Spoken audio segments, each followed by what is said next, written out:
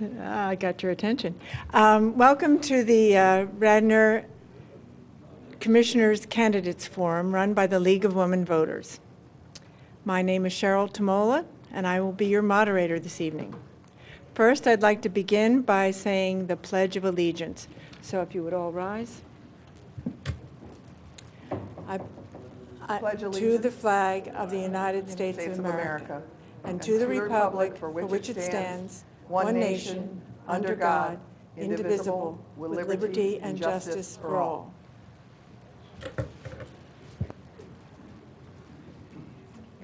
Okay. I want to thank the Board of Commissioners for allowing us to have our forum here and their staff for broadcasting it.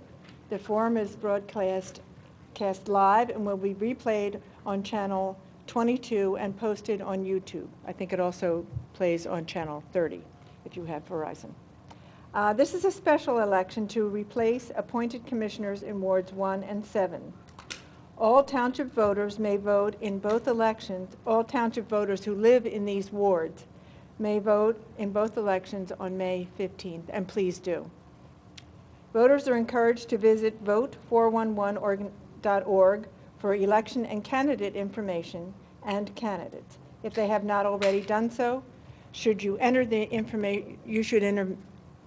information on the site. I will introduce the candidates. For Ward 1 is Jack Larkin, Democrat, and Bill Morrissey, Republican. Ward 7 is Jane Galley, Republican, and Sean Farry, Democrat. The order of the evening is, each candidate will open with a 2-minute statement, followed by questions from the League, and then by screened questions from the audience. If you have questions, please fill out one of these white cards and submit them to either Barbara Schrodenbach Standing or Lynn Ellis. They will bring them to me. We already have some questions that have been sent to us, so we will start with the first one that I have. The League has a timer who will notify the candidates when the time has expired. We will close with a 1-minute candidate statement. Other League members will hand out index cards for, oh, I already did that. Okay, when you folks need to speak, press the red button. And once you're done speaking, press it again to turn it off. Otherwise, we will all hear your sighs and asides. Okay. It is normal to look at me when you're answering a question because I have posed it. Don't. Look at the camera. Thank you. Okay, now we will begin with the opening statements. We will start with Mr. Larkin because he's one ward, first ward. Thank you. Good evening to you all. Thank you to the League of Women Voters for having us tonight, and thank you very much to Radnor Township for hosting us here in the Township building tonight. It's a big opportunity for me, I know, and for also all of my colleagues and the other candidates here today. My name is Jack Larkin. I am the Democratic nominee for the Ward 1 Commissioner. In real life, I am a general practice litigator at Gothrop Greenwood in Westchester, and I say general practice, which is true, although because my firm has a heavy-hitting municipal law department, anywhere between 40% to a majority of my practice is municipal litigation, which if you're attending here today or if you're watching either on television or on YouTube, you probably know is incredibly boring to talk about. So when my wife got the email from Jim Higgins suggesting that he needed someone to step in and replace him because he needed to retire early, she approached me and she said, Jack, this is a fantastic opportunity for you to bore someone else with your municipal law stories, which was funny, but we talked about it and we decided that this was an opportunity for me to help. Since then, I've been nominated for the position of Ward 1 Commissioner by the by the Radnor Democrats, which was an honor. And I've been going door to door, and I've been meeting people in the first ward, and I've been discovering, not surprisingly, because we live in the same place, that our issues, their issues, are the same as my issues. They're concerned about the township's infrastructure, stormwater, sanitary sewer, roads, and generally speaking, future-proofing the township. As I said, these are the things that I do every day because I am a municipal litigator. That is the majority of my practice right now. And as I said before, this is something that I think that I can help with, and I'd like the opportunity. Thank you. Mr. Morrissey? Well, also thank you to the League of Women Voters for having us today. My name is Bill Morrissey. I have lived here in Radnor in the First Ward for 14 years with my wife Karen and my 3 children, Will, Ellie, and Cormac. They're all graduates of Wayne Elementary, and 2 are graduates of Radnor Middle School. My wife and I have been pretty active in the community over the last 14 years. My wife's on the library board. She's been active in the PTO. I've been coaching lacrosse and soccer. We're busy parents. But one thing that we've learned about living in Radnor is people have pretty reasonable expectations of their township commissioners and the township administration. They basically expect the trash to be picked up. They expect potholes to be filled. They expect the streets to be swept. They want the police to have the resources that they need to do their job and keep us safe. And I think that for the most part, the township has delivered on those commitments. I think occasionally we fall short, but where I've seen us fall most short is on the Township Board of Commissioners. I think it's been really difficult for the last couple of years, as we all know. And what has inspired me to run is that I think that our town deserves better, and I think that we deserve a change. And while I don't believe that any party has a monopoly on civility or respect or responsiveness, I think it's up to each one of us to sort of cross over and work together to solve our issues. But if folks don't step up and work together to do it, we won't be able to resolve it. So that's why I'm running, because I want to help our town and improve and move in a new direction. Thank you. Thank you, Mr. Morrissey. Next up, from the 7th Ward, we will hear first from Mr. Fari. Please. Thank you very much for having me, and thank you to the League of Women Voters. This is a very important event, and thank you for organizing it. My name is Sean Fari. I'm currently the interim Ward 7 Commissioner. I was appointed in December, and I'll tell you a little bit about myself. I've lived in Ward 7 for many years, probably since 2002. I have 2 children here, and I am the luckiest guy in the world because I am married to my beautiful wife, Carrie. I'm also a small business owner, so I think that's important when it comes to dealing with budgets and knowing about what's going on the board. I know the value of each dollar that goes in and each dollar that goes out. I'm also a Radnor Wayne Little League coach. I sometimes pinch start and pinch referee for my son's swim meet. My son belongs to the Radnor Aquatic Club at the high school, and in the summer we go to Conestoga Swim Club. But I'm local. I've lived on the main line and probably within a 5-mile radius almost my whole life. I graduated Harriton High School in 1992, University of Delaware, and I got my MBA from Drexel. So I am lucky and very blessed and thankful for everything. And as I said, it is an honor to be here. And since my appointment, the things that I have done, and that's important. So I've reestablished the communication between our friends, our neighbors. I've done that through email. I've done that through social media. I've done that through newsletters, through next doors, through meet and greet. And that's what is really important after what happened. Meeting people and understanding what their concerns and needs are. I'm also running on something that's very, very important, and that is preserving our community treasures. Our community treasures are something like the Garrett Hill Parade, the historical church, and the community center that we allow it to use, and also our Public Works Department. I don't believe in outsourcing and think that would be wrong to do. And as I said before, one of the most important things we can do is communicate. That is why I'm handing out to all the people I meet refrigerator magnets with my personal email and cell phone, so anyone that wants to can get a hold of me so I can serve them better. Thank you. Thank you, Mr. Fari. Now, Ms. Galley. Good evening. Forgot that. Good evening. My name is Jane Galley, and I do also want to thank the League of Women Voters for sponsoring this tonight and for Radnor Township for offering the venue. I have been a resident of Radnor since 1981. I've raised 3 daughters here who have attended Ithan Elementary, to the Radnor Middle School, to the high school, and one went to Carroll. So I have been, and I've been involved in all of those schools, either as president or treasurer, active everywhere. I used to tell my children, remember who you are and who you represent, and everybody knows who I am, so I'll get back from them.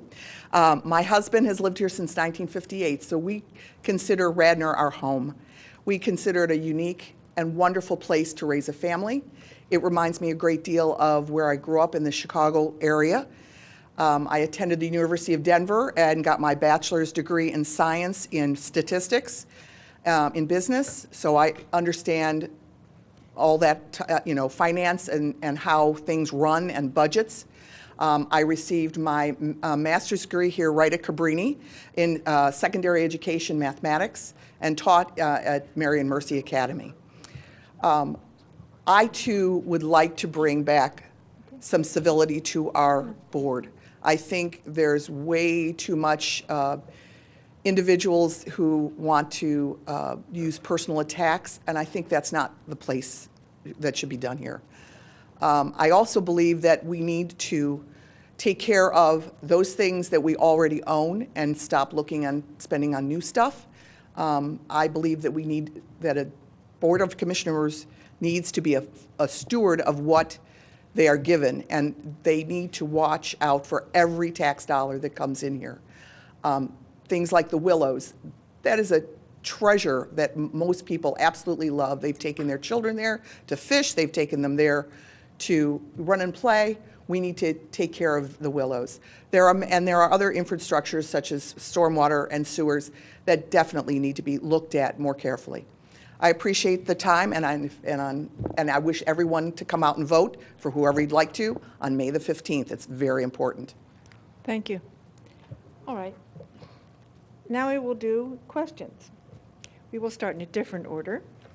We will start with Mr. Morrissey as first, and here's the first question. What do you believe to be the biggest challenge in your ward, and why is this so? There's probably, well, I hate to cheat and say there's two issues, but certainly for the residents, one of the largest issues is stormwater. The first ward, in particularly North Wayne, has a lot of flooding. We have sewer lines that are very outdated. There is a lot of cracking in the sewer lines. They get water runoff during the storms.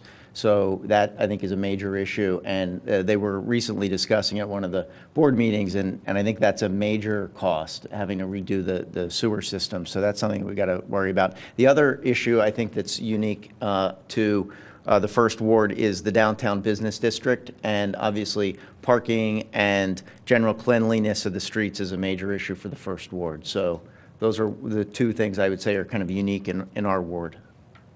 Thank you. Okay, Mr. Larkin, same question. Well, I think Mr. Morrissey is absolutely correct. Stormwater is an enormous issue in the first ward, particularly on Poplar Street, Willow, and Beech Tree. I was speaking with residents there who told me they had actually watched a car float away as there were stormwater puddles that ended up being over 5 feet. I know that our fire department ends up having a rowboat that it has on occasion had to use to get to people there. It is an enormous safety hazard for the people who live there.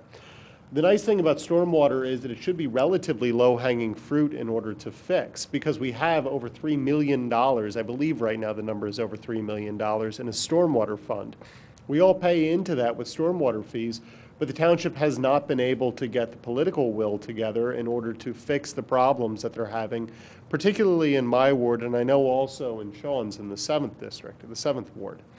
What we need to do going forward is, number one, work with everyone in the township, all the residents, because there are some people who don't want to see their neighborhoods destroyed by stormwater projects, which makes perfect sense. That's not a problem. It doesn't make them villains. There are people who don't want to see their neighborhoods destroyed. There are people who need to have their neighborhoods fixed. We need to get together and talk to all of them. And we need to then have a comprehensive plan to deal with stormwater across the township to ensure that the first ward's problems don't end up becoming the second or the third ward's problems, that we can fix our problems and deal with stormwater, manage it on site in either underground detention basins or above-ground aqua gardens, someplace that we can live with and fix these problems. Thank you. Next up, Ms. Galley. Thank you. I think there's, I'm going to cheat as well. There are, I believe, two issues that really need addressing fairly quickly. One is the sidewalks along Lancaster Avenue in our ward, from Villanova down to Rosemont Plaza. They are becoming increasingly dangerous because they are right next to the road. They are very narrow. Some of the bushes and have overgrown their area. And the road has risen up to meet them. So you're practically walking level with the traffic. And the traffic does not travel at the appropriate speed along there. So that is one of the ones that really needs to be addressed almost right away. And the second thing is, for me anyway, is the Emlyn Tennell Field. It's the next thing, it should be the next thing on the list. And I believe we're looking at putting in the comfort station that has been needed for a great deal of time. We now have a wonderful park in Clem McCrone, but Emlyn Tennell should be next. Thank you. Okay. Next question. And this will start. Oh, wait, I'm sorry, Sean, so sorry. Well, Jane said pretty much everything I was going to. No, so I would like to echo Jane as well as Jack and Bill. Stormwater is a concern. I actually spoke with Steve Norsini today.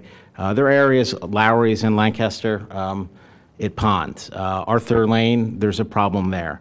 But we have a lot, as Jack said, we have a lot of money where we can use to fix that stuff. Sometimes it's a grading issue. Sometimes we're going to have to put new pipes in and kind of divert the water. The other situations I see are mainly safety for the children. You know, our signs are posted at 15 miles an hour, but unfortunately they're not enforceable.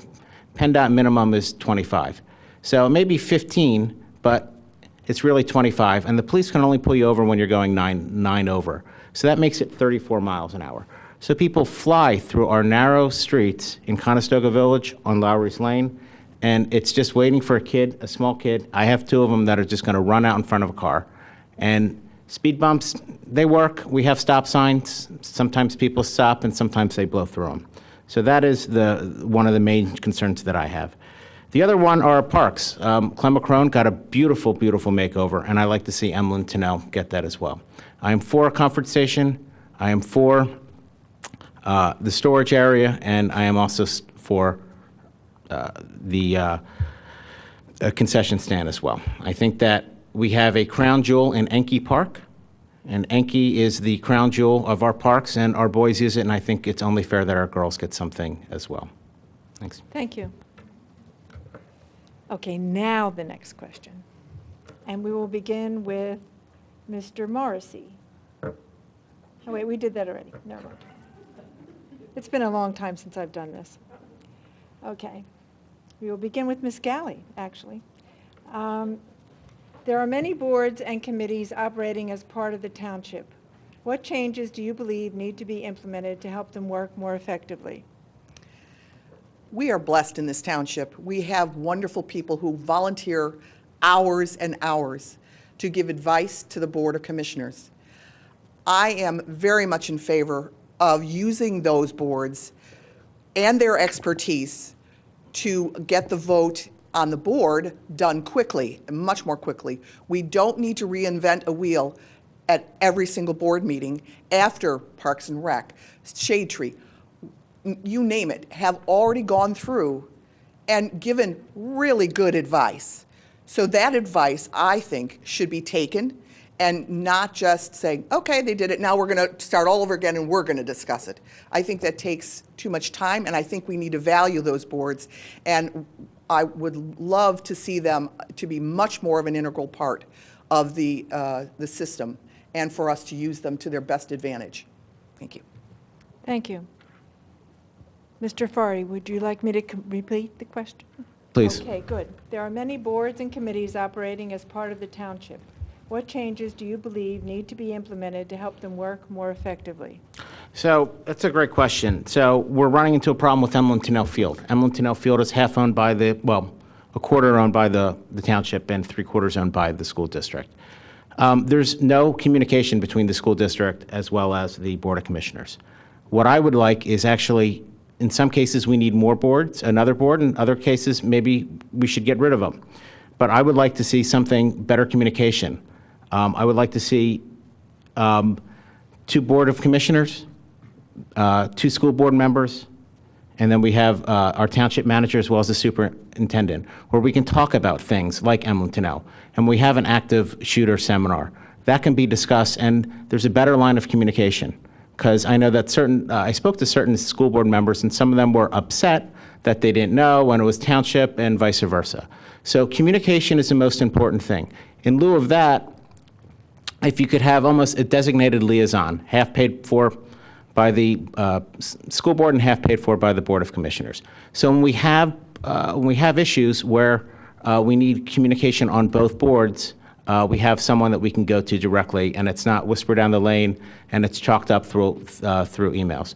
So in that case, I would be for adding a board, and I think that we could have better communication, and I think the township, both the township and the school board, would, I think it would be much better, and we'd have much better communication. We could get a lot more things done. Thank you.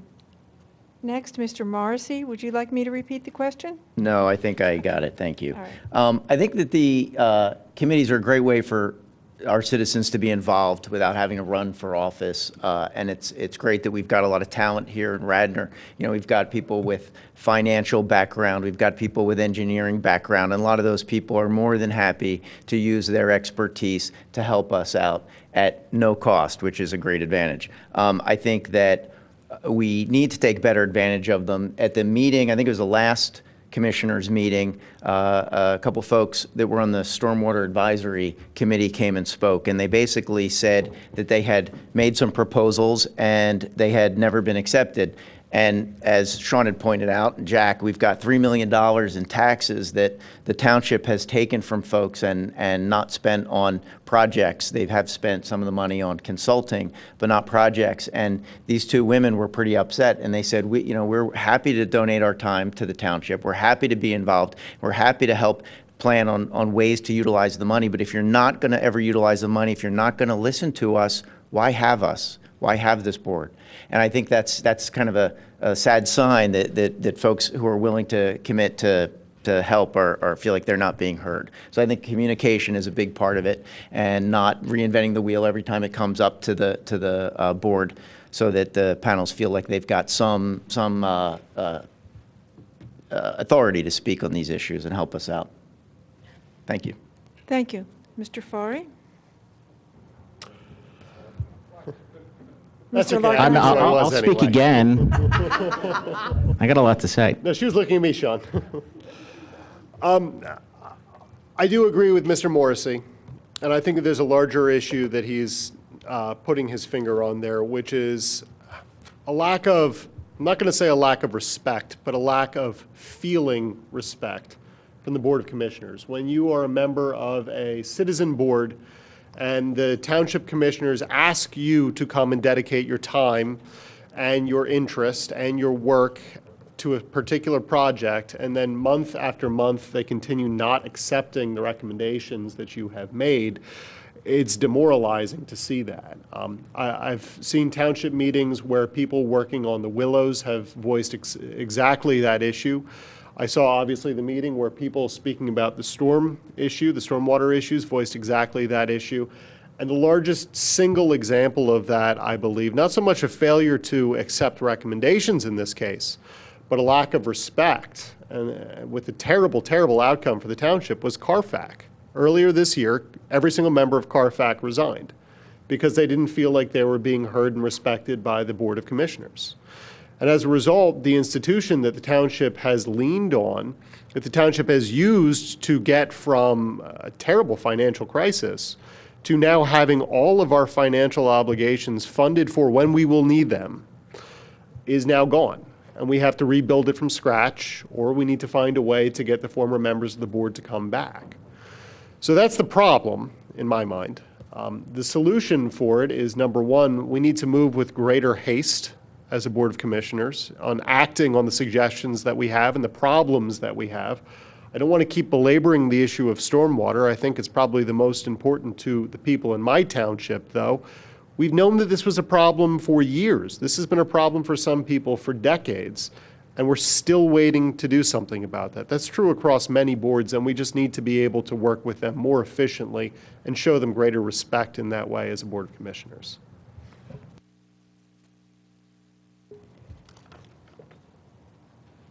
The first question will be from Mr. Farry.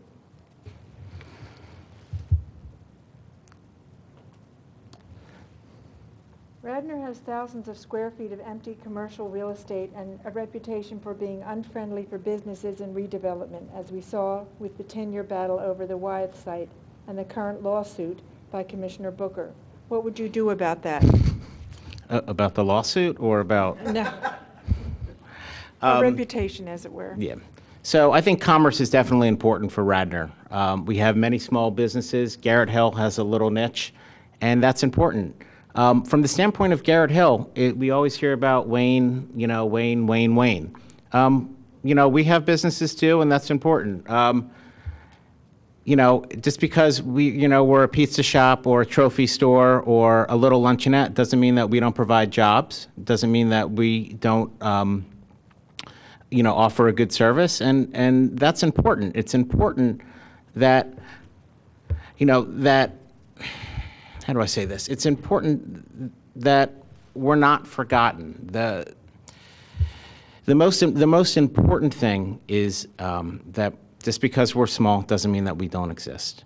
Now, when you look at something like Penn Medicine was something that was very good. It's something that I voted for. Penn Medicine is an institution that wants to pay taxes. It's a nonprofit, and they want to pay taxes. In our ward, we have an institution that Villanova, they're great. They offer a lot of advantages economically, but they don't pay any taxes. And sometimes I feel that that suffers on our services that we provide to them. So we plow the through streets. We had a big parade. That parade, Villanova offered, they paid for the labor of our policemen, but there's wear and tear on the cars and gasoline and other things. So I think we need to look at who are the entities that pay taxes and who aren't. And that's what it comes down to. But we need to protect the small businesses, the taxpayers, the people that pay the taxes, the homeowners that really help our community. Thanks. Thank you. Ms. Galley? There has to be a good balance between the residents and business. We in Radnor depend a great deal on businesses to pay their taxes, the mercantile tax. So we have to be welcoming to those people, but with an eye on the fact that there are zoning laws, that there are rules and regulations, that they cannot overrun anyone's ward or district, that there has to be strike a balance. And I want progress in this area. I know, as Sean was saying, the Wyeth plot, it was going to be built. I mean, because we couldn't afford to buy it and turn it into a park. So there's going to be something there. It just needed to be a balanced approach to how much was being put on there, plus the effect on the roads. And Lancaster Avenue is rated D- or F, I can't remember which. King of Prussia Road is probably right behind it for the wait time, the amount of annoyance going through there. This will add traffic, and so we need to get from those businesses some mitigation of our traffic, but with a welcoming, saying, we want your business, but it comes with a few responsibilities, and I think that's what is what's most important to Radnor. Thank you. Thank you. Okay, Mr. Morrissey? So I think that Penn medicine is a hot button issue, obviously. It's been pretty controversial. Personally, I am a little puzzled as to why we've not been able to develop a plot of land that is an abandoned chemical plant. It's not like this is a, beautiful bucolic field or a farm. It's a plant. It's an industrial site. And I think we've got a tax-paying member of our community who, Penn Medicine, who wants to come in and renovate the space and make good use of it. I do think there's some serious traffic issues that need to be addressed.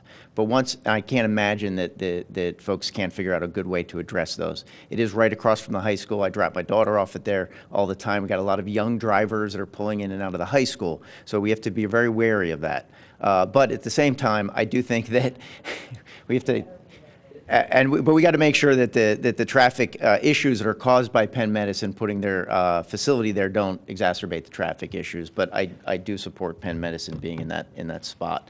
The other thing I think in terms of being welcoming is the downtown Wayne. And I don't want to, and we do talk a lot about downtown Wayne, Sean. It is, it's in my district, but or in my ward, and it is large. I do love Garrett Hill. Spent a lot of time at Garrett Hill Pizza when I went to Villanova Law School, and I lived on Eachus Avenue, I think it was, for a little while. So I know the area, and it's great. But one of the things that's nice about Garrett Hill is Conestoga is sort of a smaller road, and you've got a fair bit of walkway on either side. And when you look at downtown Wayne, you've got Route 30 is very large and a lot of traffic, heavy, fast traffic, and people are going like 55 miles an hour sometimes through downtown. We need to be careful about that. I think that would help our businesses. And then I also think that parking is a major issue, and we need to look at ways to improve parking and also not drive away potential customers by being, let's say, over vigorous in enforcing the parking meters. Thank you. Thank you. Mr. Larkin?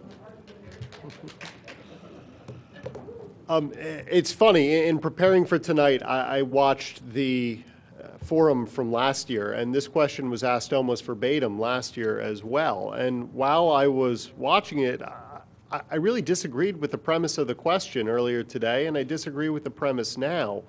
The question is, why is it that the township is so unfriendly to business when there's so much space that is available? Tens of thousands of square feet of commercial space, you said.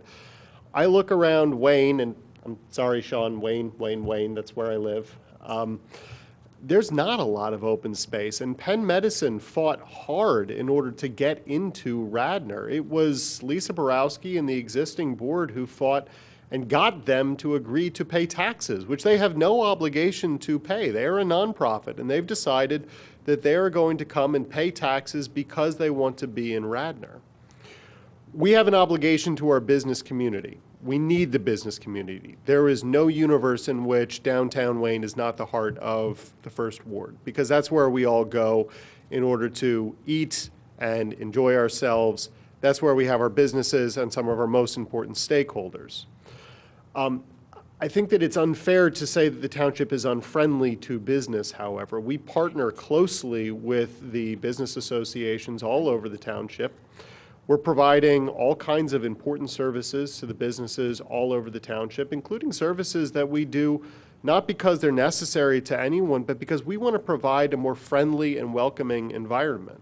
We provide bannering services for the downtown Wayne area during the holidays. We're not required to do that, and it's fantastic that we do. Now, we need to continue to work in close partnership with the businesses that are in downtown Wayne and everywhere else in the township.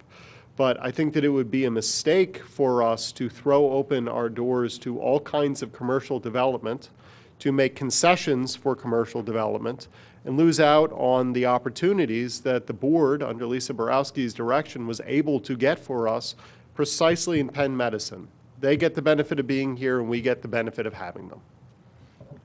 Thank you. According to my chart, you're the first person for the next question, which is, what would you do first if elected to address our stormwater flooding issues in Radnor, particularly when emergency services are cut off by flooded roadways? Earlier today, I got an email from a constituent telling me exactly what I was supposed to do first, so it should be easy to answer that.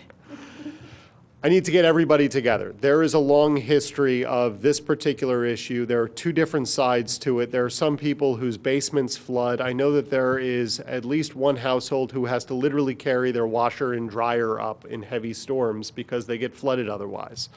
They're going to come in and tell me that what we have to do is we have to turn Wayne Field into a giant underground detention basin and damn the cost. There are other people who are going to tell me that they really can't see their view shed, the fields that they play on, being destroyed for any period of time.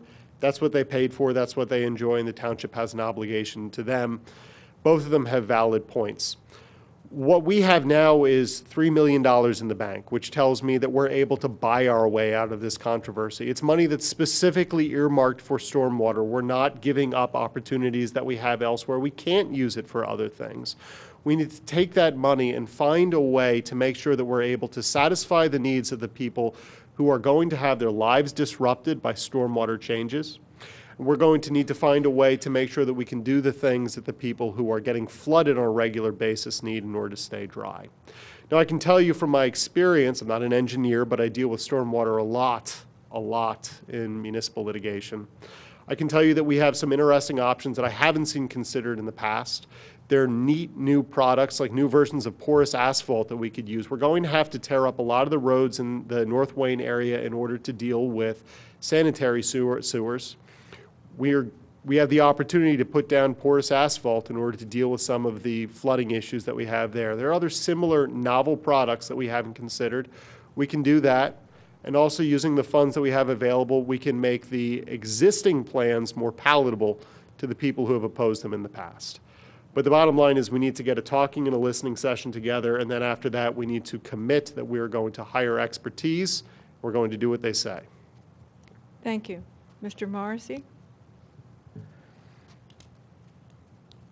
One thought about the $3 million that we have saved up for stormwater is I do find it a little frustrating that the government has decided to take millions of dollars of taxpayer money without a clear plan on how they want to spend it.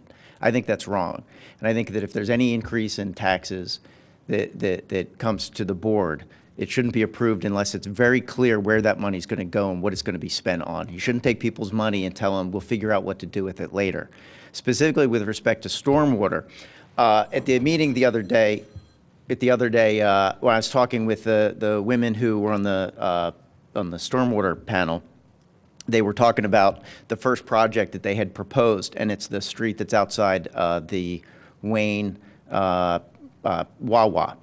And they said that that was $1 million project to fix the flooding at that intersection. So I, with all due respect, in terms of having $3 million in the bank and being able to buy our way out of the problem, I think the problem is more serious than just $3 million. And I think we need to be aware of that. I don't think that if you take the $3 million that we have, you could basically fix 3 intersections. Is the sort of way that they're talking. There may be some creative solutions out there. I, too, am not an engineer. I'm a corporate attorney. I negotiate contracts and help people come to an agreement all the time. And I hope to do that with stormwater and with a lot of other issues. But I think people do need to be aware that $3 million doesn't go as far as we would like it to. And we have to look at, I think, low-cost projects that are going to have a big impact on folks, and also to some extent live with the fact that you're not going to be able to solve the problem everywhere and every street all the time. Thank you. Thank you. Okay, next, Mr. Farley. Actually, you know, a lot of what you said there, Bill, makes a lot of sense. From what I've noticed, it may be a little bit more than $3 million is my understanding, but what we need to do is we need to look and fix the get the low-hanging fruit, and see where we can fix the streets that need to get fixed. So I spoke with Steve Norsini, as I said earlier, and we spoke about Arthur Lane, which is this little cul-de-sac just toward the corner of Radnor and Lower Marion. And it slopes down, and you have a lot of ponding and a lot of pooling, and then there's that little creek basin that some of that water can flow into. So I said, what can we do? How can we fix it? And Steve said, well, we may be able to, raise, if we're lucky, we can just kind of raise the asphalt up a little bit or lower it a little bit or kind of divert. And I said, great. I said, does that fall under stormwater? And he said, yes. So we can use that money. And that's a smaller project because no one wants people to go into their backyard and put new trenches and disrupt their way of life. So what we should do is we should look at, maybe adding drains and whatnot as we go through and repave our roads. So anytime we're tearing something up, Aqua's always tearing something up, or Pico or something, to look and say, hey, why that road is torn up, hey, can we put a drain down there and divert some of the water? The other thing, too, that we can use stormwater for is when our streams block up, when we had those ice storms and those big trees fell and blocked up our streams. Well, that can kind of help do twofold. So we can kind of get rid of some of that debris and some of those trees without destroying our canopy and free up some of those blockages in the creeks.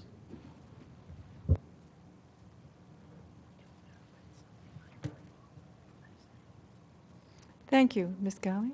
Ms. Galley. It's fine. I find, as Bill does, that having a big pile of money sitting there for years and years and years is kind of unconscionable. I mean, I know we have smaller water problems down in 7, but we have some water problems, as Sean has pointed out. But on the other hand, we have a huge pond that collects in front of our fire department.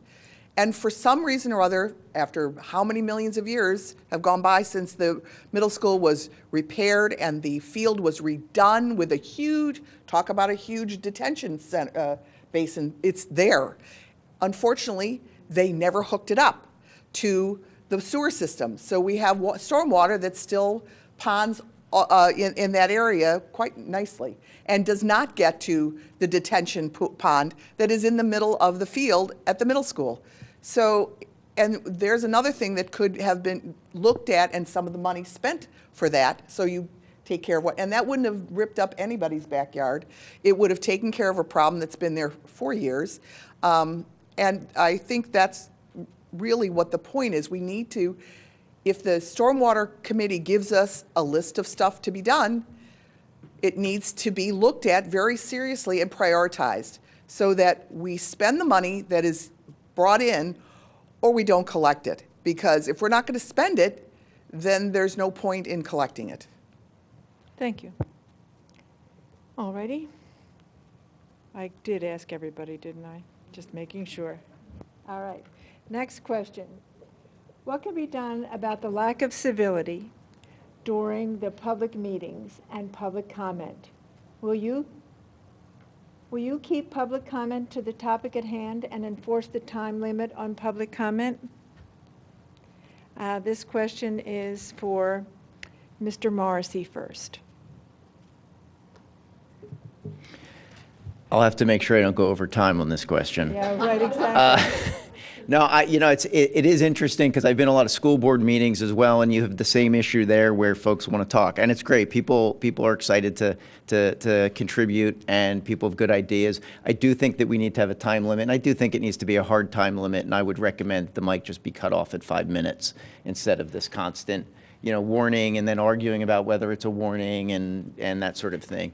I think that might help a lot because I know that sometimes some of the commissioners tend to take public comment personally, and I think that's something I would try very hard not to do. Obviously, we're all human, but I think that's been a contributor to the lack of civility.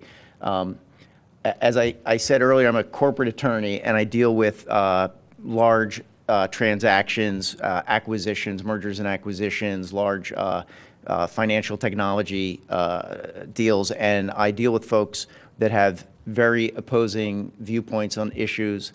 They have different goals, but sometimes they have overlapping goals. And as a corporate attorney, my job every day is to try to bridge those gaps and take people with differing views and bring them together. And I think that that's one of the things I'd be able to do on the board is help the board members come together and sort of find areas where they agree and focus less on where they disagree. That's just my take, but it's the civility. It's surprising to me sometimes the lack of civility on the panel. I think people, as I said the other day to somebody, if you're not willing to allow people, citizens and the public to come up and criticize you, and if you're going to take it personally and you're going to snark back at them, and you don't want to be around your fellow citizens, and I don't know why you'd be up here in the dais to begin with. Thank you. Thank you. All righty, Mr. Larkin. All four of us have at some point or other this evening, I guess, talked about civility and the importance of respect.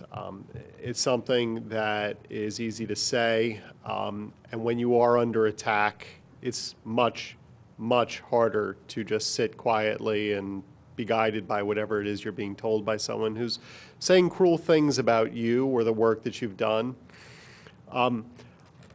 As I led with, I do a lot of municipal work. I spend a lot of time either at township meetings or working with township, largely supervisors. We're a little bit idiosyncratic that we have commissioners, which is why every once in a while you hear me slip up and say Board of Supervisors. I'm used to people telling me that I'm wrong about the law or about whatever issue it is that I'm advocating for. It happens all the time, and I can tell you that I've gotten over the need to defend myself publicly and loudly. I'm perfectly happy to sit and just thank people for their opinion when I disagree with them, and as much as possible, listen and be guided by what they have to say in a meaningful way. Because one of the most important things about having respect and civility for the people who you're talking to, for the people who are saying things that are cruel, is paying attention, and although they're saying something that might be mean, simultaneously thinking they may have a point about it and not dismissing them for exactly that reason. I do not believe that I have the ability, if elected, to magically heal all of the snark that is going to go on this board, because I am a litigation attorney and not a magician. What I can tell you is that I don't need to participate in it. I can also tell you that I think that Lisa Borowski, seconded ably by Luke Clark, are trying to lead the board in a new direction. So what I'd like to do is be a part of the new guard and avoid the snark to begin with, and my hope is that over time it will go away on its own. Thank you. Alrighty, next up is Ms. Gali. Well, I've been sitting through board meetings since 2014. I watched them on television before that, which is why I started getting involved. I really have been very saddened at the quality of the discourse. I really feel it serves no good purpose. Frankly, I mean, I've raised 3 daughters, so I know what it means to be snarked at. And I'm okay with that. I mean, I've learned you don't answer because sometimes you answer in anger, and it doesn't help anything. I also believe what Judge Judy says, that you have 2 ears and 1 mouth. So I try to listen. Even through the discourse, there might be a modicum of truth that could be used to find an area of compromise. And I think that's the point. This should be a deliberative body that discusses things without going after personalities. We're here for the benefit of the township and for the people that pay taxes. And I take that role extremely seriously. But again, I am a mom of 3 daughters. I listen well. And I can hear things, and I can be persuaded one way or the other. I don't have all the answers, and I don't have all the ideas. So that's my position. Thank you. Mr. Fari. I think this question was probably directed toward me. So thank you for letting me be the last one to answer it, because I can. Just the order I just shuffled. No, I think civility is a big problem. You know, I think it comes down to the board. The board, you know, we need to sometimes take a step back and hear what people's concerns are. Most of the time, they're very, very valid. And what we need to do is to really just allow people to speak. That's what we need. But respect is a two-way street. And I think that when someone feels that it's attacked, it keeps escalating and escalating and escalating. So how do we stop that escalation? Well, there are a couple things. I think, Bill, you said hard times. The school board does it, and they are good with it. I mean, when you hit your time, boom, you're done. So you cut the mic off. I don't think commissioners on the board should be going back and forth. Public comment is that, public comment. It's not Q&A, it's public comment. So when that happens, then there becomes, well, this person, he said, she said. Well, this person spoke over my term, or my time, so how much more time do I have? So public comment is that. You know, if it doesn't improve, maybe we need to get a parliamentarian, someone that can just lay the rules down, that's unbiased, and just tell people, hey, this is how it is, this is the order, this is the system, and we keep to that.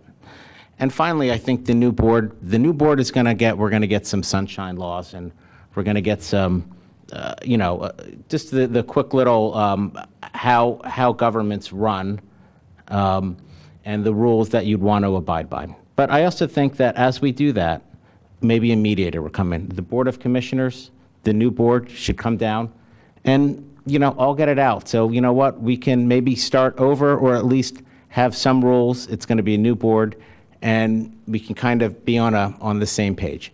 So those are a couple things that I think would really, really help this new board. Thank you. Next question, and this will begin with Ms. Galley. How can we make Radnor even more walkable and bike-friendly? Well, having grown up in the Midwest, we have trails all over the place, and we could get from point A to point B on a trail and never have to really hit a road. I realize the area around here is much older, and there's much more buildup of the area. So if we can make the sidewalks that are here workable, if we can make the side of the road wider, perhaps even by a little bit, so that you could ride a bike to the trail that we have, that would help a great deal. I think encouraging people to use other forms of transportation other than a car is a great idea. We do have areas in the township where it's very easy to ride a bike or to walk, but it has to be safely. And if we can find money from other sources than our taxpayers, knock yourself out. Build trails and let everybody be able to get on their bike one place or another and get from point A to point B, from one end of the township to the other. Thank you. Okay, next, Mr. Fari. I think our trails make Radnor so special and unique. We have a 3-mile trail that goes from pretty much right here, a little bit before here, all the way to the Wawa, the South Devon, so where my son has playing Little League here. That's great, and we need to improve it. The problem is we have we have the Blue Route that is difficult, so we'd have to get under or over there. And we also have other problems too, and that is our sidewalks are in disrepair too. So we need to focus on what's important. Trails are great, but I think that we need to focus on our infrastructure as well. Like I said, the sidewalks, as well as things like stormwater, because the more we build and the more we chop down trees and the more we get the building equipment in there and change the slope of the land and the grade of the land, the more issues we will have with stormwater and stuff like that. So while I think that it's great that we have the trails, I think that we also need to look at other infrastructure, things that need improvement, like the narrowing of our roads, the potholes, and tons and tons of damage that were done by this winter storms. Thank you. Mr. Morrissey? Well, I agree with Sean on the Radnor Trail. It's a great place. I've run it a lot. I have walked it more often. Sometimes I've sat on a bench and gasped for air. But it's a great place to run, walk, bike. I know my kids like to go down there and they ride scooters and things like that. And I'm very excited about the extension that's happening. I think that that'll be great to connect some of the local trails. In Ward 1 in particular, this is back to one of those issues I've harped on a bit, but it's about traffic enforcement. So we have very small sidewalks. The sidewalks are in disrepair, and some of the major roads, Eagle for one, has no sidewalks. I live off Stratford Avenue, and my brother lives on Overhill. Those are like 3 blocks away, and it's very hard for me to walk to my brother's house, and I don't let my kids do it because Eagle's too dangerous. I'm not sure it's feasible to put sidewalks in everywhere, but where there are sidewalks, they ought to be in good repair. And I think to some extent that's the homeowner's responsibility. And I also think that at pretty much a no-cost solution would be to do more traffic enforcement. I mean, there's no reason why on Eagle Road people should be going 50 miles an hour. People ought to stop at the stop signs. And they don't even slow down at the stop signs. I live at a stop sign, and people just blow right through. And you know, I don't think it's like I was talking about over enforcement of the traffic, the parking meters. It's a sort of thing that I think the community can come together on. I don't think we need to have the police, you know, ticketing every single person that goes over 35. But you see a lot of communities. You see it in Narberth. People talk about slowing down in the town. The people who live there slow down, and if we slow down, the people behind us will have to slow down whether they like it or not, whether they're from New Jersey or from someplace in Delaware County. So some of it's on us to set a good example, and I think the police officers should be given some prioritization, let's say, with the township board to make this an issue where it's awareness, public awareness, and warnings and things like that, traffic enforcement signs, so that people become more aware of it. And I think that'll make the area more bike and walk friendly. Thank you. Thank you. Okay, Mr. Larkin. So this doesn't help the voters any distinguish between the two of us, but I agree with Mr. Morrissey. I think that traffic control is going to be a large part of the solution here because there are just a ton of different places, particularly in the first ward, where we're not going to be able to put in sidewalks, certainly not for the entire stretch. I live on King of Prussia Road. There are large segments of that where I think it would be unfeasible to put in a sidewalk, which is frustrating for me because I'm a runner and I'd love to be able to just walk outside and start going. Enforcement certainly can be part of the picture in solving this problem. Making sure that we have roads that are safe to run and bike on, making sure that we have a place where bikers feel like they are safe to share the road with cars can be part of the problem, part of the solution, rather. Important to distinguish between those two. I think also, however, we need to talk about a serious traffic engineering study for parts of the township, because you can see that there are traffic controls that have been put in that really don't work for us. There are stop signs at every single intersection in certain parts of the township. And you can see the people who are driving they'll stop at the first one, they'll roll through the second one, and then they'll ignore all of the rest of them because stopping at every intersection that way is so painful. I absolutely understand and sympathize. They've got to be made to stop, which means, are we going to put down speed bumps? Are we going to maybe have fewer stop signs but get better enforcement out of them? Or are we going to get a police officer who patrols the high danger areas? And I don't know the answers to that because I'm a litigator, I'm not a traffic engineer. But the first thing that we should do, I think, is bring in someone who can actually do a survey for the entirety of the township, ward by ward, and decide how we're going to change our traffic controls so that we have better traffic flow. Once you have that, you can just get out and start running on roads, which I see people around me doing, and better luck to them because it's terrifying to me. Thank you. Now it is time for our final wrap-up 1-minute statement. So this will begin with Ms. Galley. Again, thank you for having this forum. It was enlightening. And I hope that everyone who can vote will come out on May 15th. It's so very important. This is local politics at its very best. Everyone who is an eligible voter can vote. And I'm hoping that you will, those in the 7th Ward will consider me for the commissioner. I've been involved with the Board of Commissioners since 2014, as I said before. I've been at every single meeting. I'm well versed on what's going on in the township. I consider myself a very lucky individual to live in the 7th Ward. It's been my home for 38 years. and my husband's home since 1958. And I want to keep what's special about Radnor, special about Radnor. It is the very best place to live, work, and do business in, and I would like to keep it that way. Thank you. Thank you. Mr. Fari? We're lucky to live in Radnor, and I think, I know that Jane and I were up here for one reason, and that is that we love where we live and we want to make it better and keep and preserve where it is right now.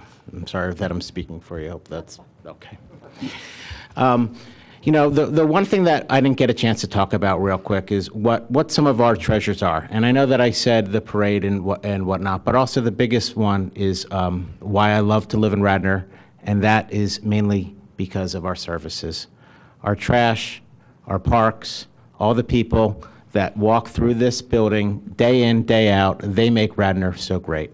And what I am here to do is to protect everything that we have built, and the commissioners before us and the commissioners after us. So thank you very much, and if I could earn your vote on May 15th, I'd appreciate it. Thank you. Thank you. Okay, Mr. Larkin, you're next. Well, I started by talking about myself, and instead of just repeating that, I think that I'd like to talk with the people that I'm going to be working with. About 8 years ago, the township elected a Democratic majority board in order to fix some of the problems that had been left with financially by the prior board. Since then, the Democratic majority, working with Republican allies, key Republican allies, have been able to do exactly that. And now the township obligations are funded and will be paid when they are needed to be paid. I'd like to work with the Democratic majority going forward as well in order to ensure that the positive direction that the township has been moving in continues to stay positive. We've done what we needed to do in order to fix the problems of the past, but now we have to find a way to future-proof the township and make sure that the problems of the future are not left to future boards. I'm asking for your vote on May 15th, and I'm hoping that you'll all come out. Thank you. This concludes our... Oh, Mr. Moore? No, Nope, you're not. we're done. Okay, I'm sorry. No, I don't get off that easy. All right. Never give up the last word. Never, never, never. So I think one of the things that's very encouraging tonight is you heard a lot of agreement, you know, whether it's trying to find solutions to storm water or in making our roads safe for kids to bicycle around, or the fact that we love the downtown Wayne and downtown Garrett Hill areas. And I think that that's a good thing. I also think it's great. I don't think the last 8 years have been particularly great when it comes to the township commissioners. And I think it's great that regardless of the results, we're going to have two new, and I'll call you new, Sean, because you're relatively new, and two new faces on the board. And I think that's a good thing, especially if the spirit that was up here tonight can be carried on to the board.